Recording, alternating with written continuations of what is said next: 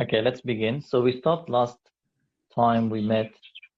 So the author is still talking about the idea of the future or tomorrow. And last time he was saying how it's as if tomorrow is like a person sitting down. He's got his robe or his what we call shawl around him. He's looking at our hopes and our wishes in a demeaning way, and smiling, but not smiling, as a general smile, but smiling in the sense of istighfaf and izdira, right? So these two words are like making fun or ridiculing and so on. يقول في نفسه, it's as if it's a person saying to himself that if this person who is gathering knew that he is only gathering for his property to be inherited, وهذا الباني أنه يبني للخراب, and this builder that he is building something which will eventually be destroyed, and this person who is giving birth, that he's only giving birth for the boy or the girl to die eventually, then they wouldn't have done any of these actions, right? So this is obviously an exaggerated form of speaking, but that's what he's saying. So now we have this passage or paragraph, which is from here to here. It looks long, but it's actually divided into many small sentences. And what we'll do is we will analyze it sentence by sentence. But basically, majority of it is just verbal sentences. So jumla fi'liya. So it has a fi'l, it has a fa'il, and sometimes it would have a maf'ul bihi as well. So that's majority of it, right? So at the end of the day, it's always good to analyze, sentences on their own, bit by bit, so that we understand the overall picture.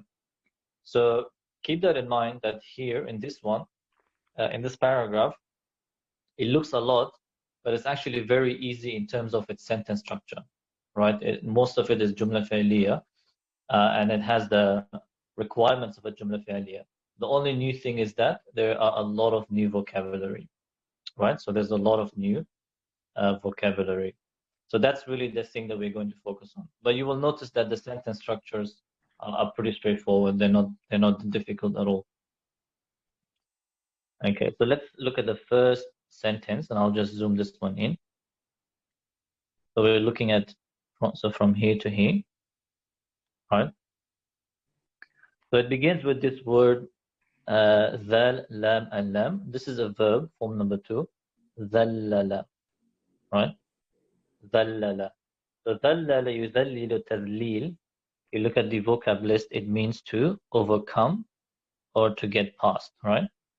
So to overcome or to get past. So ذلل is, when you say ذلل on its own, it means that the person overcame something, or the person got past something else. Here we have the fa'il. So ذلل الإنسان. You always look for the fa'il, right? Whenever you have a fi'il, you always look for the fa'il. So ذلل الإنسان. So the human being overcame, or the human or mankind overcame. Okay, so insan has those meanings. ذلل الإنسان. So the human being or the human overcame. What is the maf'ul bihi? كل عقبة. And you can see they put a fatha here as well. كل عقبة. Right? So the maf'ul bihi happens to be an idafa phrase, right? So the word kullu, when you use the word kull, it means all of, or every single item, and it usually comes in an idafa phrase. Okay? It usually comes in an idafa phrase. So ذلل الإنسان كله. So كله we know means every, but this word عقبة, right, and it's used in the Quran as well, this word عقبة. Aqaba, if you look at the vocab list, refers to obstacle. Okay, refers to obstacle. So the human being or the human overcame every obstacle في هذا العالم. So these are common words that I haven't included in the vocab list. So في هذا العالم, right? In this world. So the human overcame or has gotten past every obstacle in this world, right? So you have the fi'l, you have your fa'il, you have your maf'ul bihi, and you have your muta'alliq bil fi'l, right? So this is muta'alliq to the verb dhallala. Okay, so simple jumla fi'liya. All we have to know is really the meanings. So once again, the human being overcame every obstacle in this world. Okay. In terms of frequency of usage of words, all of these words here that you see are frequently used words, or they have high frequency in the language. Okay, so you will come across these many times. All right, so the next sentence is 4 words, starting from here. Let me just delete this.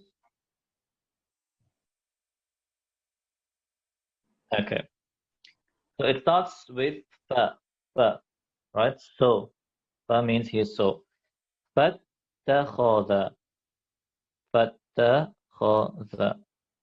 This word or this verb specifically, اتَّخَذَ يَتَّخِذُ, is very, very common word. Okay, and what it means, if you look at the vocab list under fi'l, so the second one here, اتَّخَذَ يَتَّخِذُ اتِّخَاذًا, that's the masdar, to take or to make use of, right? This is used a lot in the Quran as well. So when you read the Quran, اتَّخَذَ, right? So اتَّخَذَ is to take upon something. Right? If I use a general statement, I can say اتخذت هذا الولد ناصرا, which means that I took this boy as a helper, right? I took this boy as a helper, or I'm using this boy or this young man or young person as a helper. Okay, اتخذت, I took it to do a particular action or to make use of, right? فاتخذ. This will belong to form number 8, but it's a little bit irregular because there's the shadda there. اتخذ يتخذ is from bab اجتنب يجتنب اجتنابا. Okay, but it's a bit irregular, that's why it doesn't really flow, but it is from that bab. Okay, فاتخذ, so he took. Now here we have nafaqan, and they've already included tanween fatha, but if they didn't include tanween fatha, we would definitely know that it's tanween fatha. How would we know that? What's the giveaway here, even if you didn't know the grammar?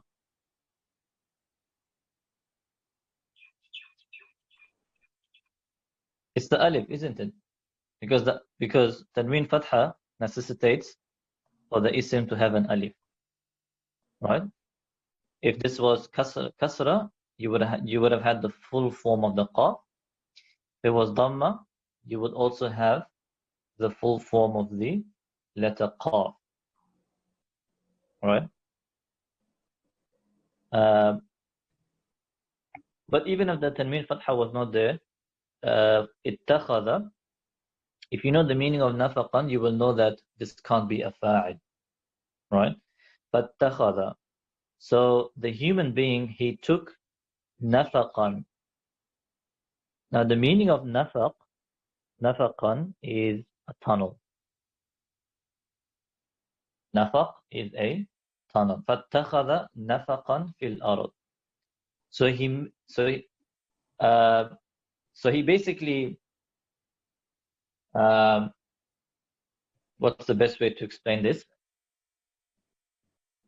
You know how in mountains, so the literal meaning would be, and he took and he set up, basically he made use of tunnels in the earth.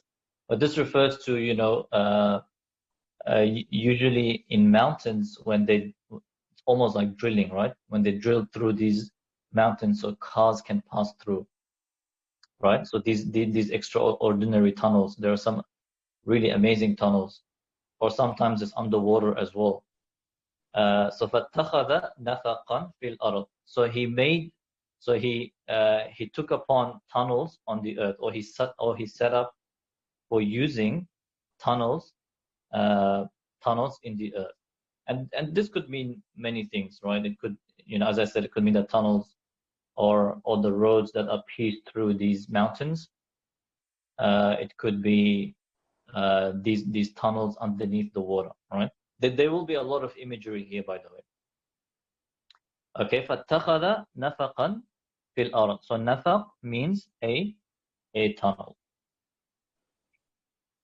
Okay, so that's another jumla fi'liya. So you have فَاتَّخَذَ. The fa'il is huwa, referring back to insan. Nafaqan is the maf'ul bihi of ittakhadha.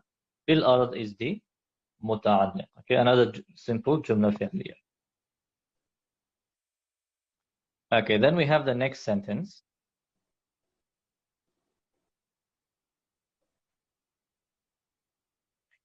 Okay, so this verb here, wa, the wa is and, it's a harf atf.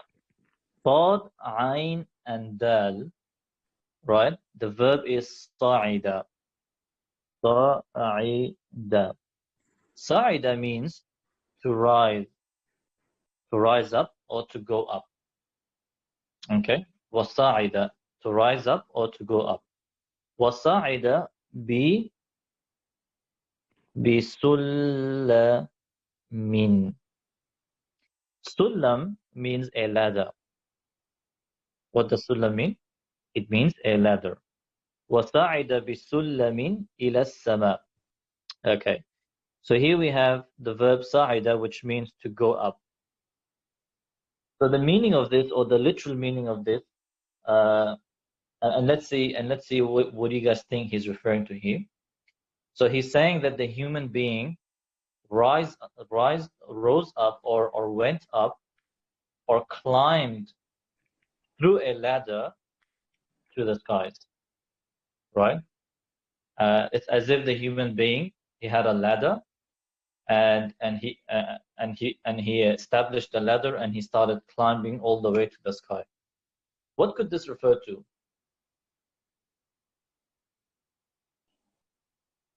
And he climbed with the ladder to the sky. What do you think he's referring to here?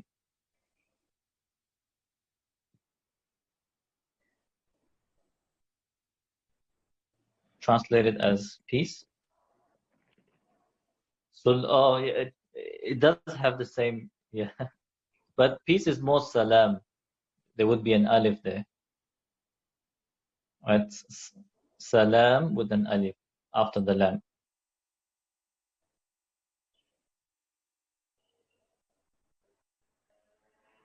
Material life.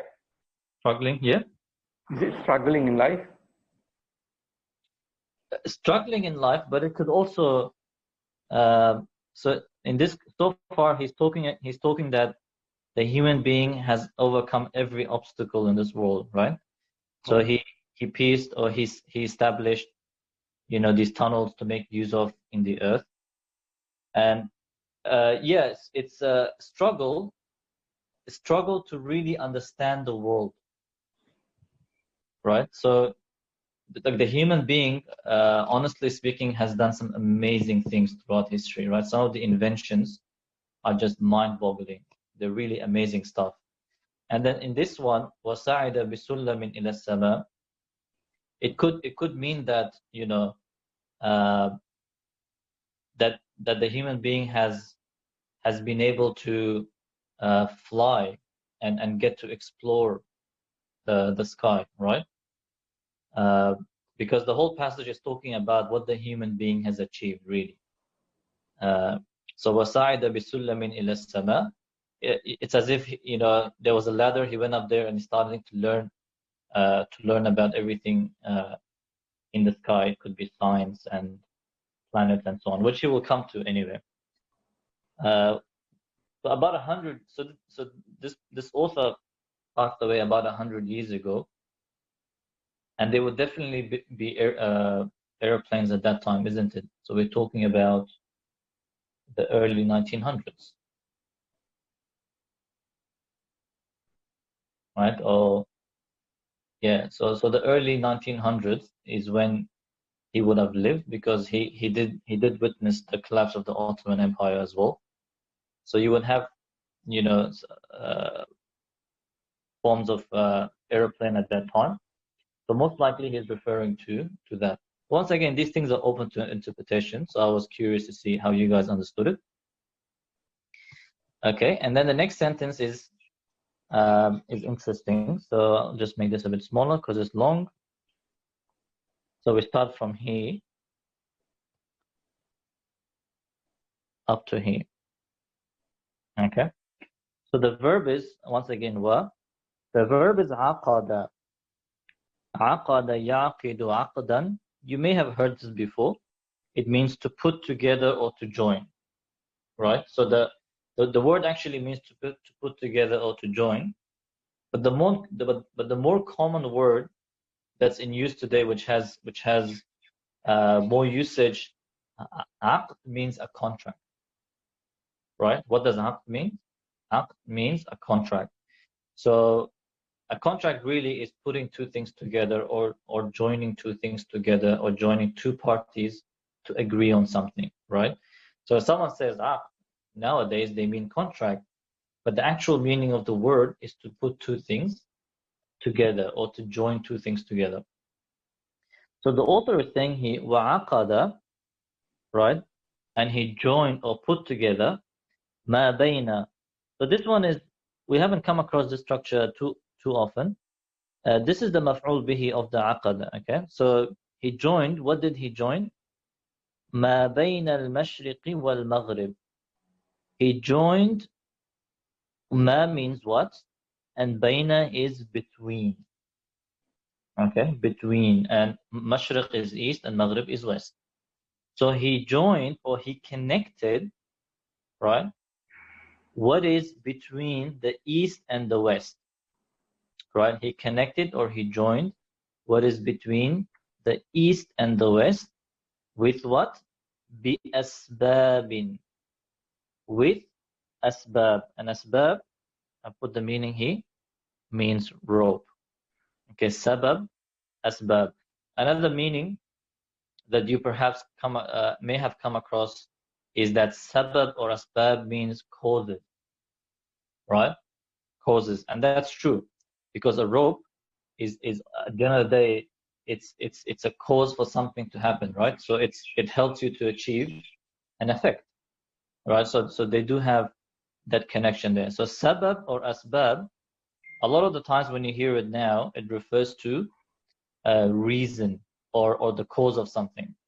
However, even in the Quran, sabab and asbab is used to mean a rope, right? Something that connects 2 points. So here the author is saying, وَعَقَدَ, the human being has connected what is between the east and the west with rope, بِأَسْبَابٍ min hadid, with ropes of hadid. What does hadid mean? Iron. With ropes of iron. And I'm translating this obviously word by word. وَخُيُوطٍ, right? وَخُيُوطٍ. So khayt and khuyut means strings or threads. And strings or threads from or of nuhas. Nuhas means bronze. Okay? Nuhas means, copper. It means copper. Okay. So he's saying the human being connected what is between the east and the west with ropes of iron, in other words, made of iron, وَخُيُوطٍ, and strings or threads made of copper. What do you guys think he's referring to here? What ropes of iron or steel and threads of copper.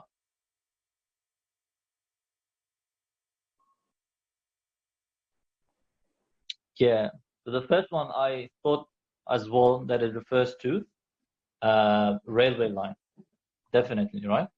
So made of iron or steel, it's connecting between the east and the west. Obviously, back then railways were a huge invention, right? It was very, very important to connect between large distances. And then the second thing is threads of copper or strings of copper. What could that refer to? Communications. What's that? Communications. Telegram. Communication, right? So that's what I thought as well. Telephone or communications, fiber optic. Well, yeah, it's similar because back then, if you remember those old phones, they used to use copper lines, or those goldish looking or brownish looking lines, right? So that's what I'm assuming as well. وَخُيُوطٍ مِن نُحَاسٍ. So once again, he is describing the achievements of the human being, right? That he's done all this. Okay, what else has the human being done? So this verb intaqala, I haven't included it because we've covered it. I think it's you would have come across it. Intaqala means to move or to transfer, right? Wantaqala, and he moved or he transferred with his mind. Bi'aqlihi. Aql is another common word that you should know, right? Bi'aqlihi. Wantaqala bi'aqlihi, and he moved or he traveled or he transferred with his mind ila to al-alamil ulwi. Okay, this is a mawsuf sifa. Alam we know means world. Ulwi means celestial or heavenly. Right? وانتقل بعقله إلى العالم العلوي. What do you think he's referring to here? And he انتقل, and he moved or he traveled or he transferred through his mind to the celestial world. What do you think he's referring to here? Or what could be one possible meaning?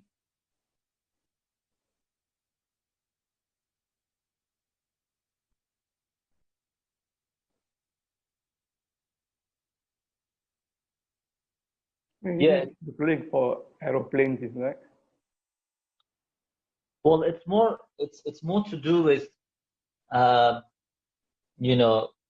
think space exploration on knowledge of the universe, isn't it? So he's saying that physically the human being hasn't been able to I guess explore the universe as much as we would like, especially back then, but still the human being was able to gain so much knowledge about the celestial world. So what this author is saying is as if he moved there, but he moved there through his mind. It's as if he's there, right? So that's probably what it's referring to. The internet. Well, the internet didn't exist back then, so but for this day and age, yeah, definitely, internet is one of them. And he also explains or clarifies what he means. So he says, فَعَاشَ. Let me just zoom this in. So we're looking at, we're looking at this sentence. You may have come across this verb before, عَاشَ, right? Have I included? Yes, I have. It's to live, right? عَاشَ يَعِيشُ means to live. فَعَاشَ, so he lived, في كواكب. كواكب. This is used a lot in the Quran. كواكب. So he lived in its kawakib. Now, what does kawakib mean? Kawkab or kawakib is actually a celestial body in the sky. It's a celestial body in the sky. It could be a star or a planet. Generally, it refers to a planet and also stars. So he's saying that the human being, right, moved with his mind to the celestial world, so he lived in its celestial bodies. Did he actually live there, the human being? Obviously not. But because of his knowledge, it's as if he went there and he lived there, right? So his point is that the human being has advanced so much in the understanding of the world. Okay, so from now on, right? From now on, what he's going to do is he's going to give a description of some of the knowledge that the human being has been able to acquire of the celestial world. Okay.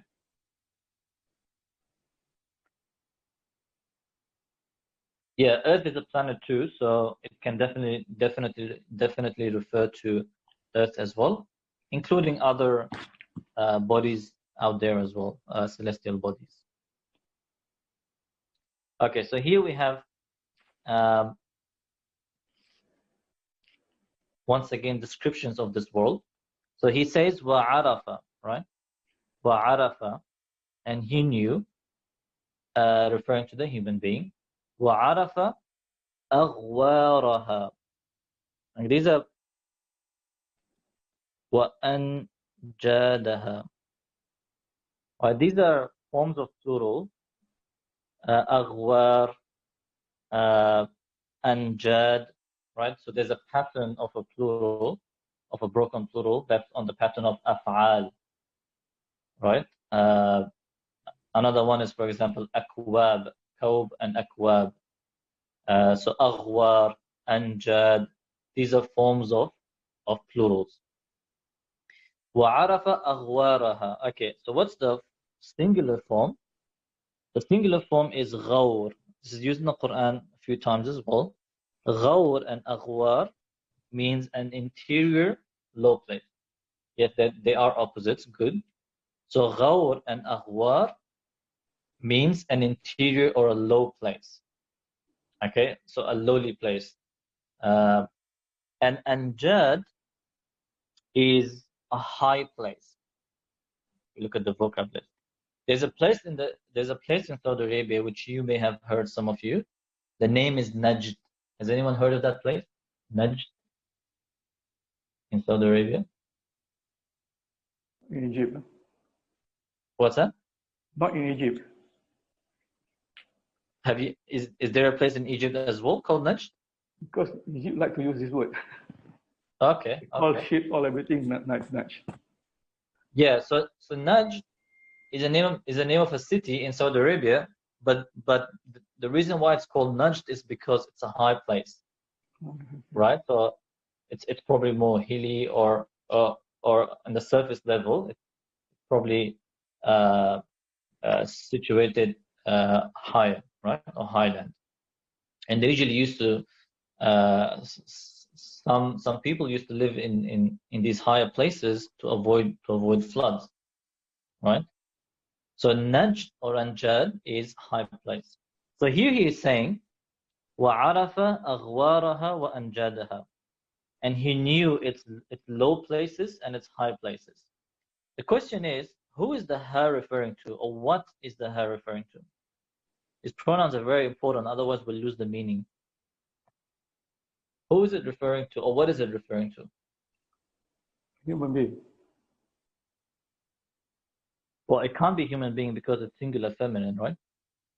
If it was human being, an insan would have been who? It's the world. It's the world, sorry. Yeah. Right? The kawakib, the celestial bodies. Right? So if you look at the context, he says, فَعَاشَ فِي كَوَاكِبِ, right? And he lived in its planets. Its planets, the who here refers to the alam, or to this celestial body, right? So this who refers to the celestial body. وَعَرَفَ أَغْوَارَهَا وَأَنْجَادَهَا, and he learned, or he knew its low places and its high places. And the reason why it's used singular feminine, I think someone mentioned it, it's because kawakib is a non-human plural. So you refer to it as a singular feminine, right? وَعَرَفَ أَغْوَارَهَا وَأَنْجَادَهَا. This refers to, you know, how the moon or some of the planets, when you look from the,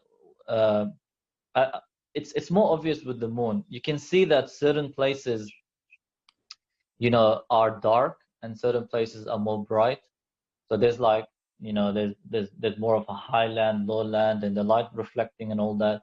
So these are all analyzed. So that's what he is saying, right? Like that the human being, wa'arafa, and he knew or he learned or he recognized, right? It's lowlands and it's highlands. So keep in mind that he's talking about kawakib, planets, okay?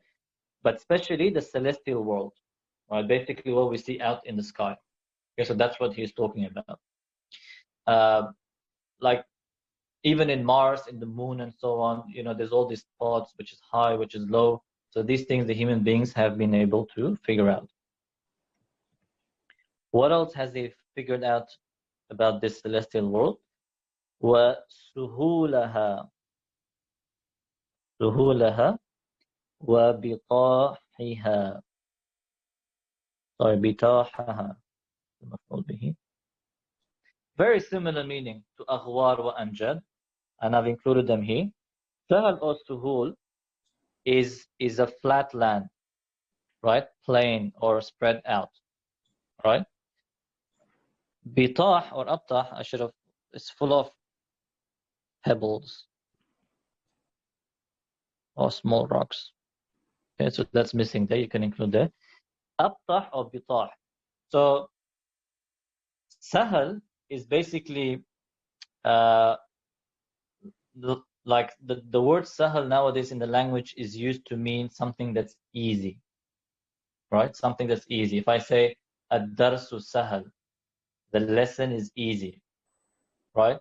But actually the original usage of the word sahal was a very smooth and flat land where you could gently walk on it with ease. Okay, and that's where the word sahal comes from, like a flat land, plain, spread out.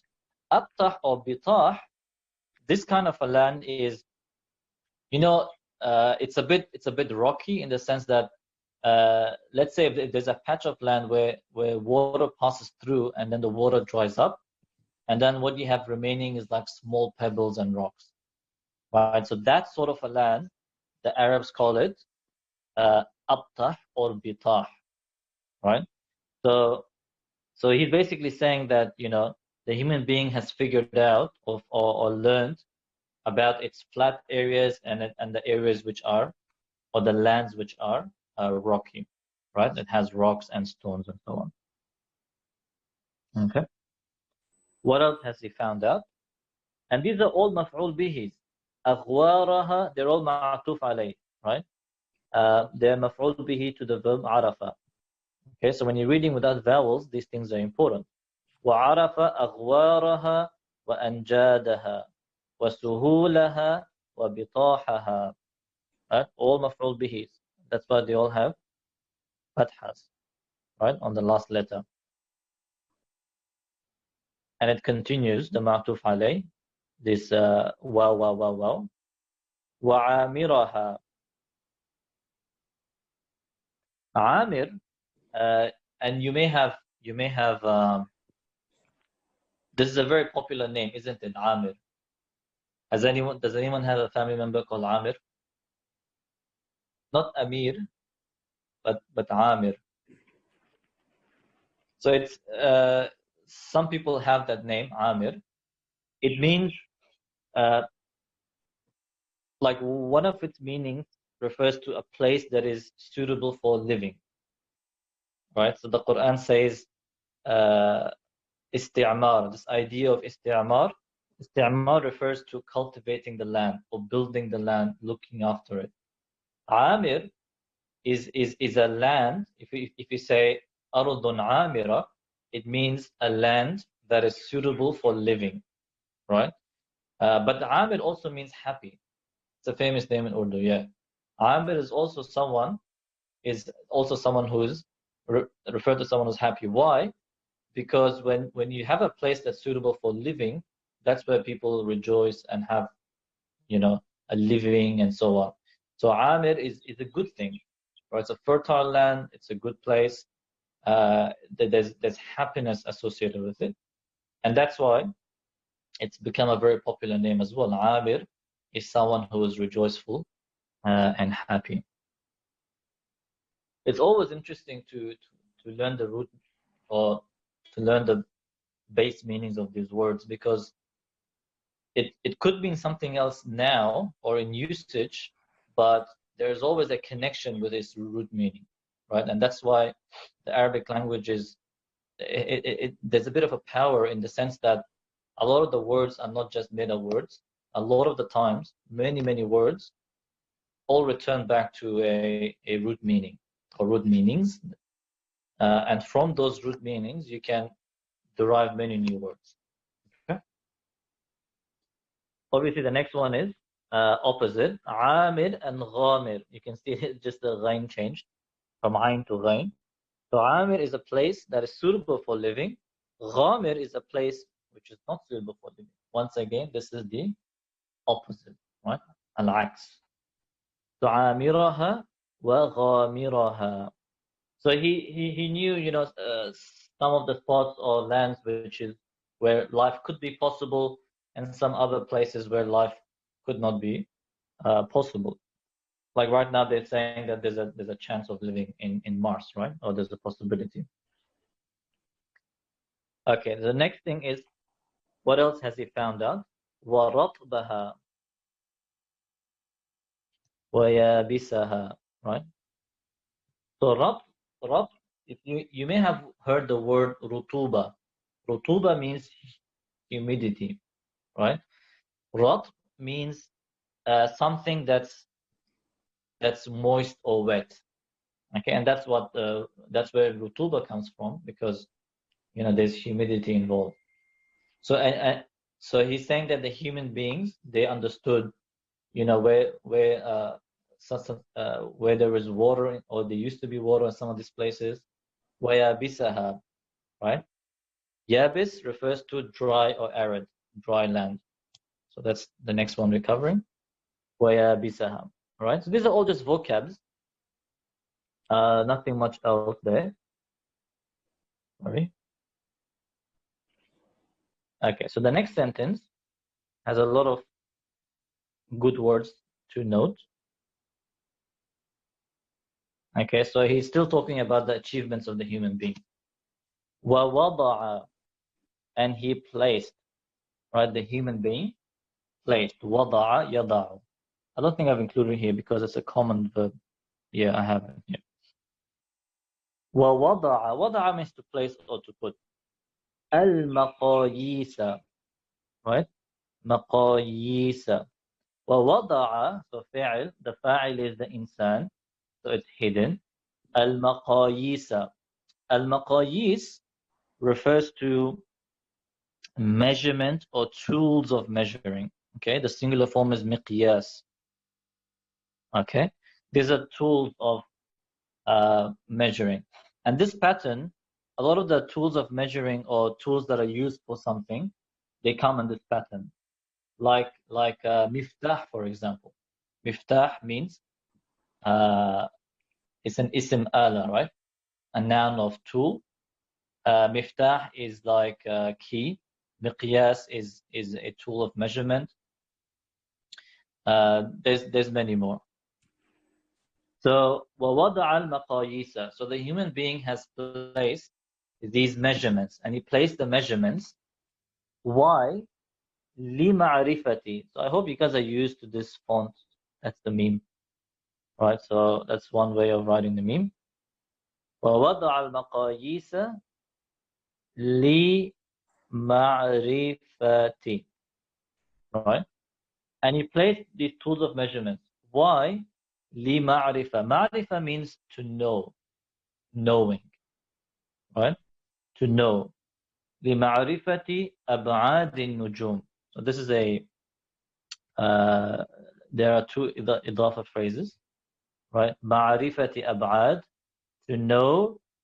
أبعاد is like very similar meaning to masafa, which we'll come to as well. To know the how far, so بعد بعيد, these mean far away. لمعرفة أبعاد النجوم, to know the distances of the stars. ومسافات الأشعة. Okay, مسافات means distance as well, right? And the distances, al-ash'a refers to light. Okay, or ray, a ray of light. So what did he do, the human being? He placed these, measuring scales to understand or to know how far are these stars from each other. ومسافات الأشعة, and the distances, of these rays of light. There's a lot of tools for measuring these things. You have light year. You have all these tools of measuring that are, once again, mind-boggling, to be honest. Just the concept of light year makes me just wonder. Like light year is the speed of light in 1 year. Like how fast is the speed of light? Imagine they keeps traveling for 1 year. So that's 1 unit of measurement when we talk about the universe. It's honestly some really amazing stuff out there, right? وَمَسَافَاتِ الْأَشْيَاءِ. Okay. And he still continues. So he put these measurements. Now here is very important. When you're reading a text, you have to understand, okay, it continues with wa, right? Where is it connecting from? So he knew, okay, to know the distances of the stars and the distances of light, and mawazin. Mawazin, mizan, a very common word once again. Mizan and mawazin refer to balance or scale or measure, right? Wal mawazin. So he placed these tools of measurement to know the distances of stars, and in other words, to know the distances of these lights, and the scales, right? And to know the scales, liwazni. Now, mawazin and wazn, there is some relation to them, right? Okay, so we have this word mizan, okay, and mawazin, which means it's the act, right? It's the act of balancing, scaling, and measuring. Wazn is also a very, very similar meaning, but it's more of a plural form. Sorry, a singular form, and it's masdar. Okay.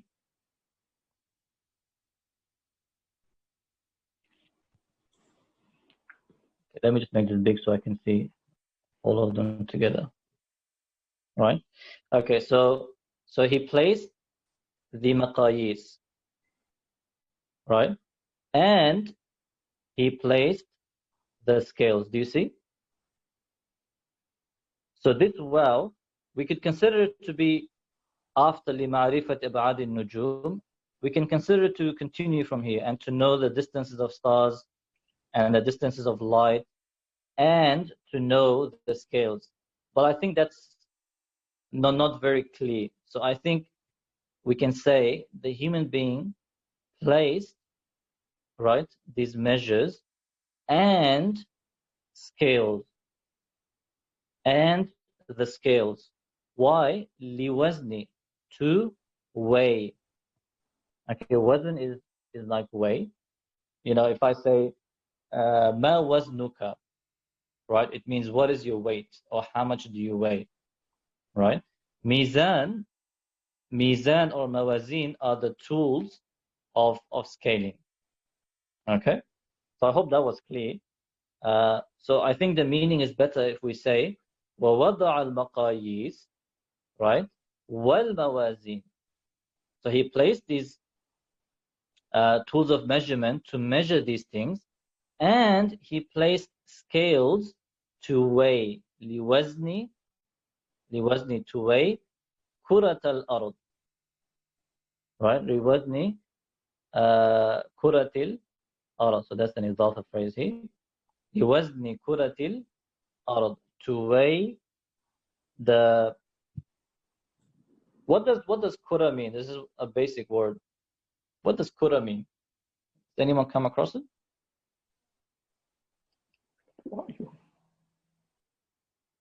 It's a ball, isn't it? Kura. Kura means a ball, right? What's that? Kuratul Qadam. Kuratul Qadam, yes. When we say Kuratul Qadam, it means football, right? Kuratul Ard means literally earth ball, right? But is there an equivalent for this in English? Can we say earth ball? It just sounds strange. Is there another sort of expression for it or something? I mean, I've included it here as under expressions as earth, right? Because in Arabic, when we say Kuratul Ard, it really refers to this earth that is round, that's roundly shaped, right? Or the shape is round. So here I've put under expressions, Kuratul Ard means earth, literally earth ball. Okay, so this circular earth. What's that? Globe. Globe? Globe. Globe. The earth globe. Yeah, that might be actually a better. Yeah, because when we say globe, immediately we have this round shape in our minds, right? Yeah. The globe actually might be a better word here. Okay. So the human being has placed, these tools of measurement to measure the distances, and he's placed these scales, these scales to weigh the globe, right? The earth or this earth ball. إجمالا وتفصيلا. Okay, up to here was very clear, right? But sometimes in Arabic we have this way of clarifying further a verb, right? So this weighing happened إجمالا وتفصيلا. For those who are in ISO 442, this is very similar to جمعا وقصرا, right? Who's part of that class?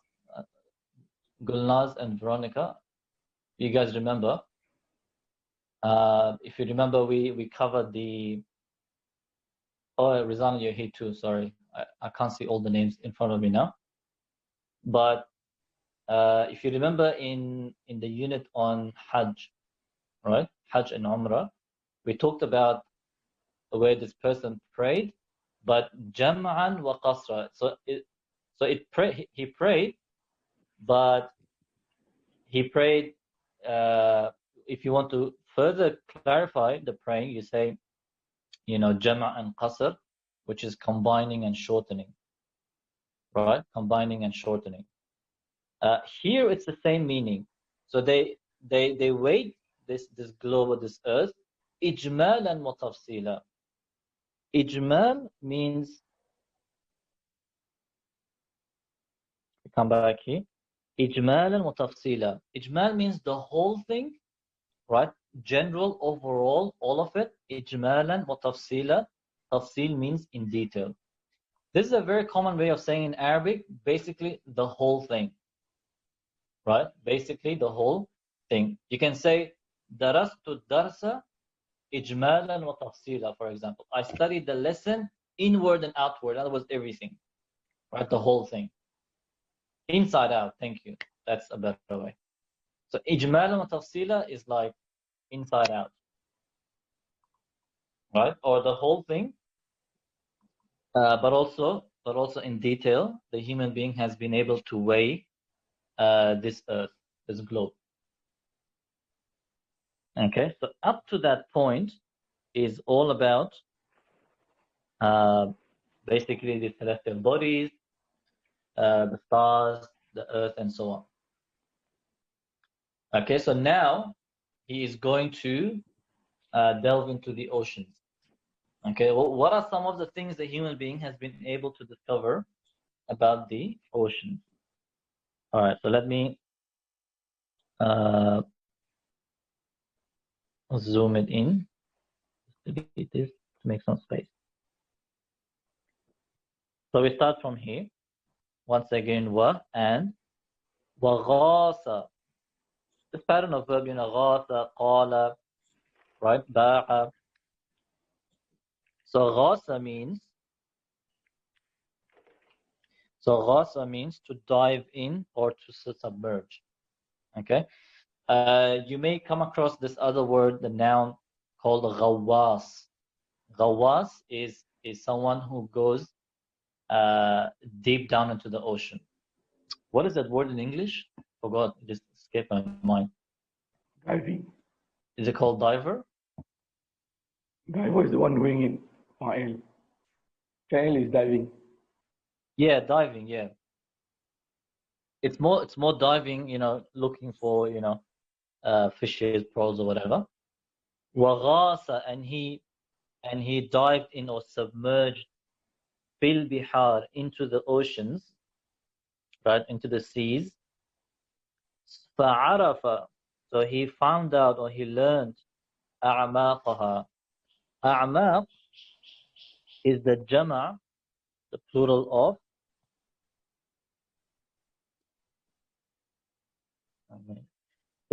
عمق, right, which means depth, or the furthest part from the front or the top. Basically, this human being وغاص في البحار, and he dived into the oceans. فعرف أعماقها, so he learned its depths. Right? In other words, he dived really deep. This عمق, there's another word that you might come across which means عميق. Right? عميق. عميق means very deep. Okay. So they all come from the same root letters. فعرف أعماقها, so he learned its depths. وفحص. So those who are doing Arabic skills too, do you remember what fasaha means? We've come across it before. Fahasa. Understand. Very good, Rosanna. Examine, isn't it? Fahasa is to examine, is to inspect. This was in the context of someone who goes to the doctor. Fahasa, qalba or something. Yeah. But here in this context, it has a very similar meaning. Fahasa means to dig.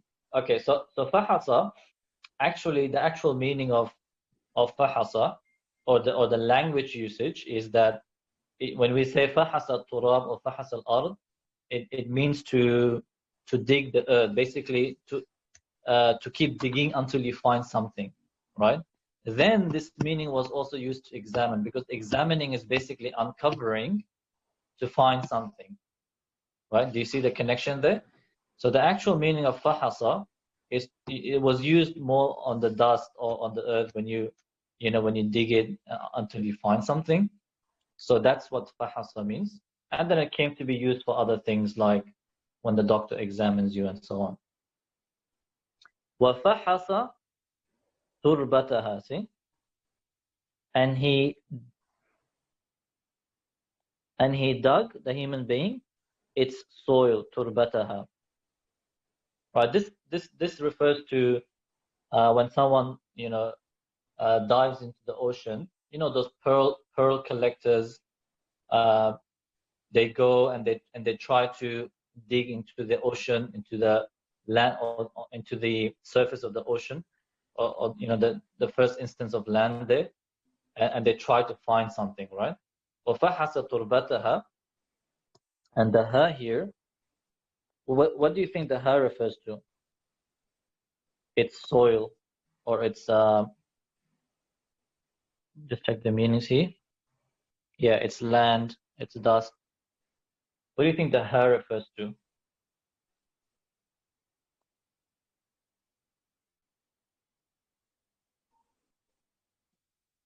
But is he talking about the earth at the moment? What's the context? It's bihar, isn't it?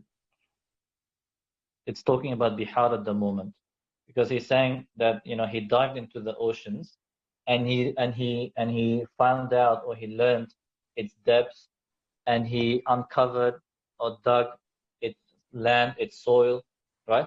I know it sounds funny because usually when we say soil or land, immediately the first thing that comes to mind is earth or earth.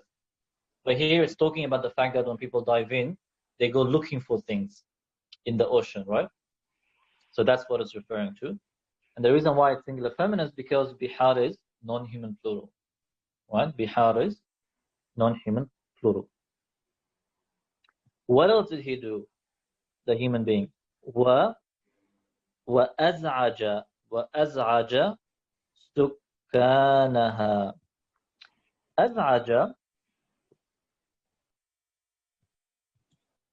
أزعج means to take something out of its usual position. Okay, this is more the lughawi meaning, you can say, or more the original meaning. When we say az'aja, it means to take something out of its position, right? Az'aja. However, in today's Arabic, you will hear it a lot for annoying, and that's why I've also included it here, to annoy or to disturb. For example, you can say az'ajani waladi, right? My child bothered me or annoyed me. Okay, but really it's to take something out of its usual position, and that's what annoying is, right? It changes your mood. It takes you away from your normal state. It disturbs something that disturbs you. وَأَزْعَجَ سُكَّانَهَا. Really interesting language here. So he's saying أَزْعَجَ سُكَّانَهَا. So we've covered turab, turba, and turab. By the way, turba is what the author used, but another very common one is turab. They both mean the same thing. Okay? They both mean the same thing. Sukkan is residence. Sukkan is residence. And you might be familiar with the verb sakana. Sakana is to reside. Sukkan is the actual residence. Okay? وَأَزْعَجَ سُكَّانَهَا. You can say that the human being bothered its residence, right? Or you can say that the human being took it out of its usual position or normal position, right? The human being comes, everything is, I guess, going according to plan. In the oceans, the human being comes and takes things out of its place, right? Maybe it takes some of the fish in there. Basically, it bothers the system, the inhabitants, right? Inhabitants, it's probably better. Yes, thank you. وَأَزْعَجَ سُكَّانَهَا. And he bothered, or he took out of place, the human being, its inhabitants, and this refers to the bihar. Okay, keep in mind the context is still bihar, oceans. All right, so it's 11 o'clock. We can stop here. We don't have long to go, actually. So we basically have another half of this paragraph, right? So hopefully we'll finish that next week. And then we have 3 short paragraphs, 1, 2, 3. And then the last one is just a line of poetry. Okay, so much to learn. You should be really proud of yourself that you've committed all the way until this point. I have updated also the vocab list, so hopefully this will help you. It's still in the same file, okay, in the same file, but I've said here paragraph starting from ذلل الإنسان. Okay, starting from here. ذلل الإنسان. Yeah, lots of new words, but make sure that you write them around this text. Okay, make sure that you write them around this text somewhere so that you can know its meanings. Once again, bring it at the end, read through. Yes, definitely, we can read through it again. Yeah, so once again, as I said, the idea is not to memorize these words. the idea is to read this text once it's finished, again and again and again, always referring back to the meanings. But the meanings shouldn't be right above the text. It should be on the columns or on the sides, so that you only refer to them when you need to. And every time you read it again and again, you will see that you're picking up the words. Right? But the words shouldn't be directly in front of you. Otherwise, it's going to be hard to read it without always checking the meaning. Yeah, so inshallah, I'm predicting another 2 weeks to finish this text, which is really, really awesome. I think you guys should be really proud of yourself that you've managed up to here. This is not an everyday Arabic text that you will read. As you can see, there's so many new words. But sometimes, like the Ghawas, like the one who dives in, right? Sometimes we have to dive deep to get some of the treasures. Right? And sometimes diving deep helps you to overcome a lot of other layers. So instead of going step by step, which has its merits, and that's why the courses are there. But sometimes when you go really deep and see the light at the end of the tunnel, at least you know where you're trying to aim at or where you're trying to reach. And there's a lot of subconscious benefit that's really that we don't really realize, but there's a lot of subconscious benefit that comes through these things, inshallah. All right, won't take your time. Have a good week, everybody. Good weekend, and we'll see you next week. مع السلامة وإياكم إلى اللقاء, and I'll see you guys next week. إن شاء الله. Inshallah.